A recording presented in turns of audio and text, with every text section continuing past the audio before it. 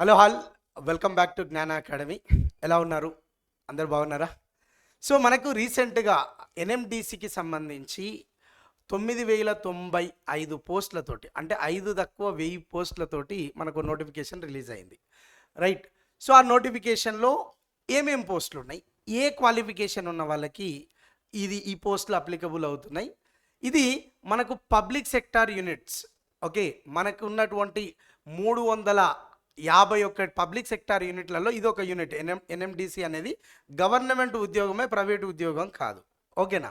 So దాంతోపాటు ఇప్పుడు దీంట్లో మనకు 2 రకాలుగా ఎగ్జామ్స్ కనపడుతున్నాయి, పోస్టులు కనపడుతున్నాయి.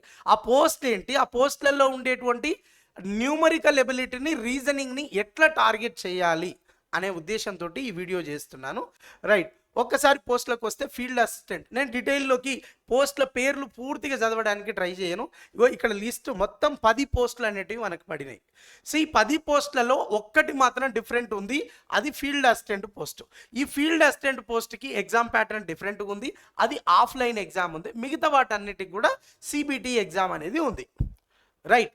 సో దాంట్లో అదే ఇక్కడ చెప్తున్నాను. ఫీల్డ్ అసిస్టెంట్కి, అసిస్టెంట్ ట్రైనీకి వచ్చేసి మనకు OMR based test first level, second level physical ability test. Second level ఏమొస్తుంది? Physical ability test. మిగతా 9 పోస్టులకి సంబంధించి సిబిటి టెస్ట్ ఉంది లెవెల్ 1లో, ఫస్ట్ లెవెల్లో, రైట్? ట్రేడ్ టెస్ట్ ఉంది సెకండ్ లెవెల్లో. ఓకేనా? ట్రేడ్ టెస్ట్ అనేది సెకండ్ లెవెల్లో ఉంది. సో దీంట్లో మరి ఓఎంఆర్ బేస్డ్గా జరిగేటువంటి ఎగ్జామ్లో ఉండేటువంటి సిలబస్ ఏంటి అని అంటే, ఓఎంఆర్ బేస్డ్ జరిగే ఎగ్జామ్ అనేది 100 మార్కులకు ఉంటుంది. 100 మార్కుల పేపర్లో కంప్లీట్గా నీకు జనరల్ నాలెడ్జ్ అంటే మళ్ళీ ఏమేమి వస్తాయి? History, geography, polity, economy, science, general science అంటే సైన్స్లో మళ్ళీ physics, chemistry, biology, okay, environment, right? ఇవన్నీ కలిపి మనకు జనరల్ నాలెడ్జ్. ఓకేనా? నెక్స్ట్ ఏమన్నాడు అంటే న్యూమరికల్ ఎబిలిటీ అని చెప్పాడు, and reasoning ability, right? Numerical ability and reasoning, ఈ 2 కలిపి కూడా మనకు 30 మార్క్స్ ఇవ్వడం జరిగింది, రైట్? సో ఇంకా డీటెయిల్గా మాట్లాడితే, నెక్స్ట్ లెవెల్ పోస్ట్ ఏవైతే ఉన్నాయో, మిగతా 9 పోస్టులు ఉన్నాయి కదా, దానికి సిబిటి ఎగ్జామ్ ఉంది అన్నాం కదా, సిబిటి కంప్యూటర్ బేస్డ్ టెస్ట్ ఉంది అని చెప్పాం కదా, రైట్? మిగతా పోస్టులు 9 ఏవైతే ఉన్నాయో వాటికి ఫస్ట్ సెక్షన్ పార్ట్ 1, పార్ట్ 2 2 పార్ట్లుగా డివైడ్ అయ్యి ఉంది. పార్ట్ 1 మొత్తం subject knowledge test, only on specific trade. Part 2 అనేది జనరల్ నాలెడ్జ్. ఇక్కడ ఏదైతే జనరల్ నాలెడ్జ్ ఉందో అదే, ఇక్కడ ఏదైతే న్యూమరికల్ అండ్ రీజనింగ్ ఎబిలిటీ ఉందో అదే. కానీ ఇక్కడ 30 మార్కులు వస్తే ఇక్కడ 20 మార్కులు వస్తుంది, రైట్? ఇక్కడ జనరల్ నాలెడ్జ్ 70 మార్కులు వస్తే దీంట్లో 50 మార్కులు వస్తుంది. మిగతా 30 మార్కులు టెక్నికల్ పేపర్ అనేది ఉంది, రైట్? దీన్ని మనం ముందుగా అర్థం చేసుకోవాలి, రైట్? సో వీటి తర్వాత మనకు సిబిటి కానీ ఓఎంఆర్ కానీ క్వాలిఫై అవ్వాలంటే మనకు రావాల్సిన మార్కులు ఎన్ని? ఓకేనా? ఒకవేళ ఎస్సీ ఎస్టీ కేటగిరీకి సంబంధించిన వాళ్ళైతే 40 మార్క్స్ రావాలి. ఓబీసీ నాన్ క్రిమి లేయర్లో ఉంటే 45 రావాలి. Open category or unreserved and EWS అయితే 50% మార్క్స్, అంటే 50 మార్క్స్ రావాలి అవుట్ ఆఫ్ 100కి. ఓకేనా? ఇవి వస్తే క్వాలిఫై అవుతాం, right? At the same time next second level test ఏదైతే ఉందో, ట్రేడ్ టెస్ట్ అని అంటున్నాం కదా, రైట్? ఆర్ఎల్స్ ఫిజికల్ ఎబిలిటీ అంటున్నాం కదా, దానికి ఫీల్డ్ అసిస్టెంట్ ట్రైనీ క్యాండిడేట్స్ని ఎంతమందిని ఇస్తారు? ఒక పోస్ట్ ఉంటే ముగ్గురిని సెలెక్ట్ చేస్తారు. మిగతా పోస్టులకు కూడా ఒక పోస్ట్ ఉంటే ముగ్గురిని సెలెక్ట్ చేస్తారు సిబిటి నుండి కూడా, రైట్? దాని తర్వాత సెకండ్ లెవెల్ టెస్ట్ ఏదైతే ఉందో, సెకండ్ లెవెల్ టెస్ట్లో మనకు క్వాలిఫై మార్క్స్ అనేది కావాలి. క్వాలిఫై ఇది కూడా ఏమంటున్నాడు? The qualifying marks for the second level test, right? ఇన్ని వస్తేనే క్వాలిఫై అవుతాం, బట్ మెరిట్ ఈజ్ మెరిట్. ఓకేనా? ఇది క్వాలిఫై మాత్రమే, మెరిట్ అయితే రావాలి. అన్రిజర్వ్డ్కి 40%, ఓబీసీ నాన్ క్రిమి లేయర్ ఉంటే 37%, ఎస్సీ ఎస్టీ పీడబ్ల్యూడికి 30%. ఇది.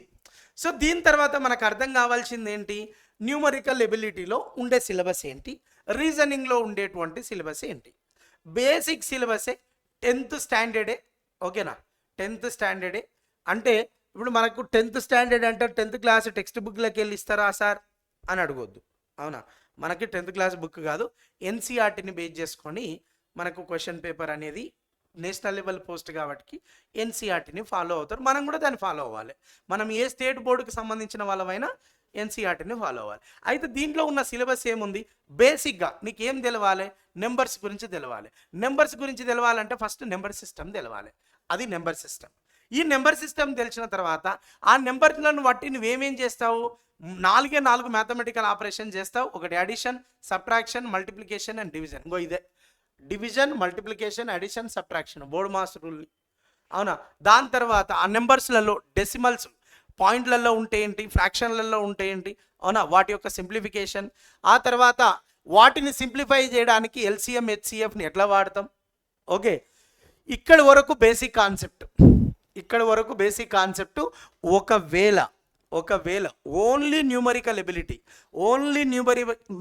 ఎబిలిటీ నుండి నీకు ఒక 20 మార్కులు ఇస్తున్నాడు అనుకో, ఒక 20 మార్కులకు ఇస్తున్నాడు అనుకో, ఈ కాన్సెప్ట్కి వెళ్ళి కనీసం 3 నుండి 5 మార్కులు ఉంటాయి.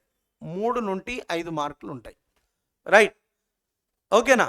ఆ తర్వాత మనకు రేషియో ఫ్యామిలీ అండ్ పర్సంటేజ్ ఫ్యామిలీని డివైడ్ చేసినట్లయితే రేషియో ప్రపోర్షన్స్ వస్తుంది, రేషియోకి సంబంధించి.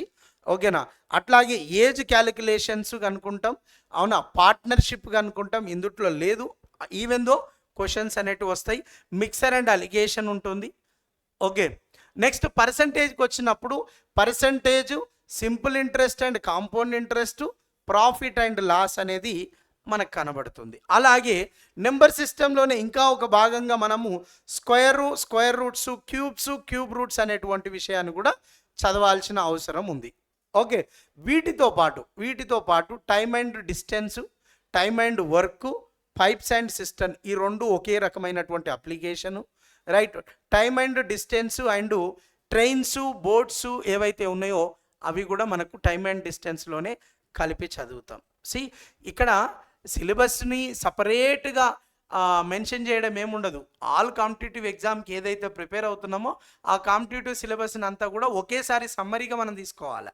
రైట్, ఇక్కడ మెన్షన్ చేయకుండా ఇక్కడ ఒక వర్డ్ అంటాడు చూసినావా, ఎక్సెట్రా అని. అవునా, నువ్వు ఇక్కడ ఇవ్వలేదు కదా అని చెప్పడానికి వీలు ఉండదు. ఎక్సెట్రా అన్నాడంటే ఇక తర్వాత ఉండేటివన్నీ నువ్వు కలుపుకోవాలనే అర్థం. రైట్, అది నువ్వు ఫీల్డ్కు రాసినా మిగతా 9 పోస్టులకు రాసిన సిలబస్ అనేది కామనే ఉంటుంది. ప్యూర్ మ్యాథ్స్కి వచ్చినప్పుడు నీకు ఇక్కడ కంప్లీట్గా మెన్సిరేషన్ ఉంటుంది. 2D మెన్సిరేషన్, 3D మెన్సిరేషన్ 2 చదువుతాం. At the same time algebra ఉంది, ట్రిగనమెట్రీ, జామెట్రీ, స్టాటిస్టిక్స్. ఇక ఏమి మిస్ అయింది, ఏమి మిస్ అవ్వలే, అన్ని టాపిక్స్ ఉన్నట్టే. ఓకేనా. పర్సంటేజ్, రేషియోని రెండింటిని అప్లికేషన్ తీసుకుంటే ఇవి కూడా 3 నుండి 5 మార్కులు వస్తుంది.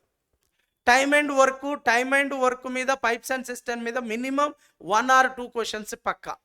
Right, distance, time and distance, boats స్ట్రీమ్స్కి వెళ్ళి కూడా 1 or 2 క్వశ్చన్స్ పక్కా. రైట్, ఆల్జిబ్రాకి వెళ్ళి 2 క్వశ్చన్స్ వస్తాయి, ట్రిగనమెట్రీకి వెళ్ళి 1 క్వశ్చన్ వస్తుంది, జామెట్రీకి వెళ్ళి 1 or 2 క్వశ్చన్స్ వస్తాయి. మిగతా క్వశ్చన్స్ అన్ని మెన్సురేషన్ మీద డిపెండ్ అయి ఉంటాయి. ఇది మనం ఫాలో అవ్వాల్సినటువంటి సిలబస్, ఏది, న్యూమరికల్ ఎబిలిటీకి సంబంధించి. అలాగే మనకు రీజనింగ్ ఎబిలిటీకి వెళ్ళినప్పుడు బేసిక్గా గుర్తుపెట్టుకోండి, రీజనింగ్లో మెయిన్ పార్ట్ ఒకటి సిరీస్ ఉంటుంది.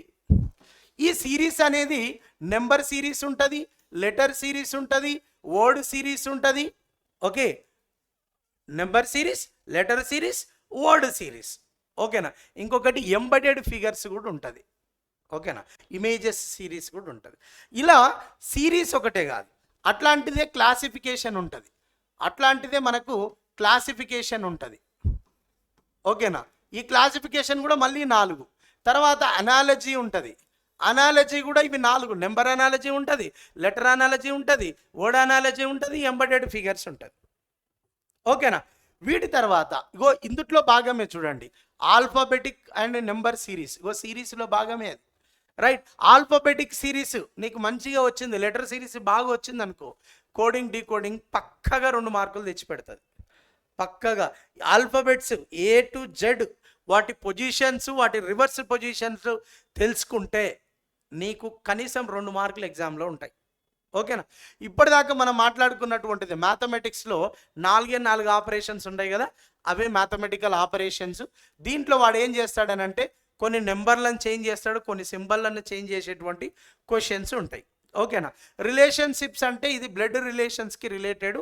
బ్లడ్ రిలేషన్స్లో మనం 5 రకాల క్వశ్చన్స్ని చేస్తాం. సిలాజిజమ్స్ ఉంటుంది. జంబ్లింగ్ అనేది బేసిక్గా ఇంగ్లీష్కి రిలేటెడ్. ఓకేనా? ఇంగ్లీష్కి రిలేటెడ్ జంబ్లింగ్ అనేది. ఇందులో అలా ఉండదు, కానీ అనాలిటిక్స్ బేస్డ్గా మనకు పారాగ్రాఫ్ అనేది ఇవ్వడం జరుగుతుంది. Venn diagram simple diagram based ఉంటుంది. సెట్ థియరీ బేస్డ్ కూడా క్వశ్చన్స్ రావడం జరుగుతుంది. Data interpretation and data sufficiency. Data sufficiency మీద రీజనింగ్లో క్వశ్చన్స్ ఎక్కువ కనపడతాయి. ఓకేనా? ఎందుకనంటే అర్థమెటిక్ని రీజనింగ్ని కలిపి డేటా సఫిషియన్సీలో ఇవ్వచ్చు, కాబట్టి వాడు ఆ రకమైన క్వశ్చన్స్ ఎక్కువ చేయడానికి. ఇంకోటి నేను ఇంతకుముందు చెప్పాను కదా, అర్థమెటిక్ ఏమంటారు, అనలైటికల్ రీజనింగ్, అవునా, డిసిజన్ మేకింగ్, రైట్. సో నేను ఆల్రెడీ చెప్పిన క్లాసిఫికేషన్, డైరెక్షన్స్ ఒకటి, statements and arguments, statements and conclusions, statements and assumptions, ఇవన్నీ కూడా మనకు క్రిటికల్ రీజనింగ్లో భాగంగా చూస్తాం అన్నమాట. ఓకే, సిచ్యువేషన్ బేస్డ్గా నువ్వు ఎలా రియాక్ట్ అవుతావని తెలుసుకోవడం కోసం ఆ రకమైన రీజనింగ్ అనేది ఉంటుంది, రైట్. సో రీజనింగ్లో వరస్ట్ టు వరస్ట్ కేసు, ఇప్పుడు 30 మార్క్స్ పేపర్ ఉంటే ఇది 8 to 10 మార్క్స్ ఇస్తే అది 12 to 10 మార్క్స్ ఇస్తాడు. 15 కదా. సో అంటే మనకి ఆల్మోస్ట్ 10 to 15 మార్క్స్ మధ్యన ఇస్తే ఇది దాంట్లో ఏం చేస్తాడు, ఇది అర్థమెటిక్ 15 మార్క్స్ టు 50-50 ఇస్తాడనే గ్యారంటీ అయితే ఉండదు. 50-50 ఇస్తాడనే గ్యారంటీ అయితే ఉండదు. ఓకేనా? ఇది మనకున్నటువంటి అర్థమెటిక్ అండ్ రీజనింగ్ సిలబస్. ఓకేనా? మీలో ఎవరైనా ఏపీ హైకోర్టుకు కానీ airport authority of India courses కానీ ప్రిపేర్ అవుతున్నట్లయితే మన జ్ఞాన అకాడమీ యాప్లో మీరు ప్లేస్టోర్కి వెళ్ళండి. గూగుల్ ప్లేస్టోర్లో, ఆ ప్లేస్టోర్లో మీరు జ్ఞాన అకాడమీ అని సెర్చ్ చేస్తే జ్ఞాన అకాడమీ ఈ లోగో తోటి, ఇక్కడ కనపడుతున్నటువంటి ఈ లోగో సింబల్ తోటి ఉంటుంది, ఓపెన్ బుక్ సింబల్. ఆ సింబల్తో మీరు యాప్ని ఇన్స్టాల్ చేసుకోండి, కోర్సును పర్చేజ్ చేయండి. ఎట్ ది సేమ్ టైం ఈ ఎన్ఎండిసికి సంబంధించి ఈరోజు నైట్ వరకు మనకు స్టోర్లోకి బ్యాచ్ అనేది రాబోతుంది. సో ఆల్మోస్ట్ 250+ లైవ్ క్లాసెస్ తోటి కంప్లీట్గా స్టడీ ప్లాన్తో ఈరోజు బ్యాచ్ స్టోర్లోకి వస్తుంది. ఎట్ ది సేమ్ టైం మీ ఫ్రెండ్స్ అండ్ ఫ్యామిలీ మెంబర్స్ ఎవరైనా ఎస్ఎస్సి ప్రిపేర్ అవుతున్నట్లయితే ఎస్ఎస్సి ఫౌండేషన్ బ్యాచ్ కూడా మనకు 20 తారీఖు నుండి స్టార్ట్ అవుతుంది.